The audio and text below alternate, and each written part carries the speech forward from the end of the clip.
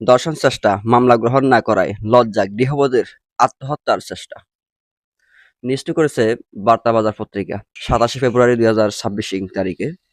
আসলে আমাদের বর্তমান সমাজ, রাষ্ট্র, বিচার ব্যবস্থা কোন দিকে যাচ্ছে এবং পূর্বে কোন দিকে ছিল, আগামীতে কোন দিকে যাবে, সেটা কিন্তু এখন চিন্তার বিষয়, সেটা কিন্তু এখন বিশ্লেষণের বিষয়। আমরা জানি যে বাংলাদেশের যে বিচার ব্যবস্থা এটি সেকুলার বিচার ব্যবস্থা, অর্থাৎ ধর্মমুক্ত বিচার ব্যবস্থা, আপনার ধর্মহীন বিচার ব্যবস্থা। এই বিচার ব্যবস্থার বিগত দিনের যে কার্যক্রম আমরা দেখতে পেয়েছি, মানুষকে গুম, খুন, অন্যায়, অবিচার, বছরকে বছর আপনার জেলে ভরে রাখা। এবং আমরা আরেকটি নিউজ এমন দেখতে পেয়েছি যে আপনার একটা কেস সলভ হয়েছে ৩৯ বছর পরে। অর্থাৎ এমন একটি বিচার ব্যবস্থা বাংলাদেশে প্রতিষ্ঠিত যেটির মাধ্যমে একটি বিচার করতে ৩৯ বছর লাগে। আপনাকে এখন চিন্তা করতে হবে যে যেই বিচার ব্যবস্থায় একটি বিচার শেষ করতে ৩৯ বছর লাগে, সেই বিচার ব্যবস্থায় আপনি নিরাপদ কিনা, আপনার পরিবার পরিজন আত্মীয় স্বজন নিরাপদ কিনা, এটা কিন্তু এখন প্রশ্নের বিষয়। আমরা যেমনটি কিছুক্ষণ আগে নিউজ করলাম, সেটা হচ্ছে গিয়ে দর্শন চেষ্টা মামলা গ্রহণ না করায় লজ্জা গৃহবধূর আত্মহত্যার চেষ্টা। আসলে আপনি চিন্তা করতে পারেন বা আপনি ভাবতে পারেন যে এই ঘটনাই তো আমার ক্ষেত্রে ঘটে নাই বা আমার কোনো আত্মীয় স্বজনের ক্ষেত্রে ঘটে নাই, তো আমার কি, আমার এখানে চিন্তার কিছু নাই, আমার এখানে ভাবনার কিছু নাই।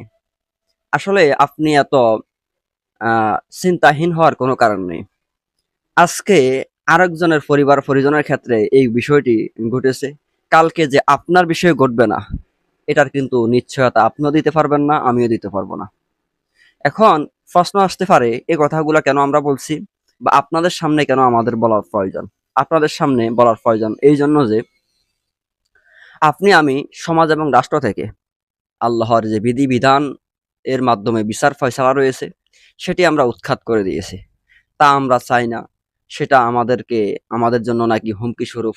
আমাদেরকে পশ্চিমা সন্ত্রাসীরা শিখিয়েছে যে আমরা এই বিচার ব্যবস্থায় বিচার চাইতে গেলে এটা খুবই মর্মান্তিক হয়, এটা খুবই আপনার সহিংস হয়, এটা নাকি নির্মম হয়।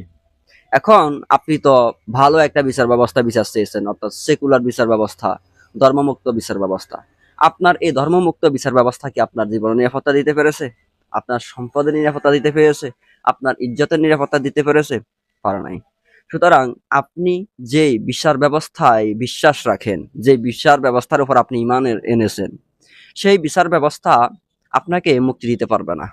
আপনার সর্ব অবস্থায় আপনি লাঞ্ছিত থাকবেন, আপনি সমাজে বিচ্ছিন্ন অবস্থা থাকবেন, আপনার কোনো স্থানে আপনি কোনো নিরাপত্তা পাবেন না। আপনি যদি আল্লাহর বিধানের বিচার ব্যবস্থায় আত্মসমর্পণ না করেন, আল্লাহর বিধানের বিচার ব্যবস্থা প্রতিষ্ঠিত করতে কাজ না করেন, আজকে আপনি সেফ আছেন। হয়তোবা চিন্তা করতেছেন যে আমি তো অমুক একটি বড় সংগঠনের সাথে সংযুক্ত আছি, যারা শক্তিশালী অবস্থায় আছে। আজকে আপনি বিপদে পড়েন, আপনি আজকে কোনো স্থানে লাঞ্ছিত হন, কোনো স্থানে আপনার একটা দুর্ঘটনা ঘটুক, আপনার সেই সংগঠন আপনাকে বাঁচাতে আসবে না। সেই সংগঠনের মাধ্যমে আপনি ন্যায় বিচার পাবেন না। সেই সংগঠন আপনাকে ন্যায় বিচার দিতে পারবে না। কারণ যারা ধর্মমুক্ত বিচার ব্যবস্থায় বিশ্বাসী, ধর্মের বিধান মুক্ত বিচার ব্যবস্থায় বিশ্বাসী, বিধানে বিশ্বাসী, তাদের থেকে আপনি যদি ন্যায় বিচার আশা করেন, তাহলে কিন্তু আপনি বুঝতে হবে যে এখনো অজ্ঞতার মধ্যে আছেন, আপনি এখনো জাহিলিয়াতের মধ্যে নিমজ্জিত রয়েছেন। অতএব আমরা মুসলিম হিসাবে, আমরা একজন মুসলিম হিসাবে আমরা আল্লাহর বিধানের বিচার ব্যবস্থায় বিশ্বাসী। আল্লাহর যেই কোরআনের বিচার ব্যবস্থা, সেখানে আমরা বিশ্বাসী। আমরা কোনো মানব রচিত সেকুলারিজম, ধর্ম নিরপেক্ষবাদ, ধর্মহীনবাদ এ বিশ্বাসী নয়। আমরা মুসলিম হিসাবে আল্লাহর কাছে আত্মসমর্পণ করি এবং তার বিচার ফয়সালার কাছে আমরা নিজেকে সঁপে দেই। আসসালামু আলাইকুম।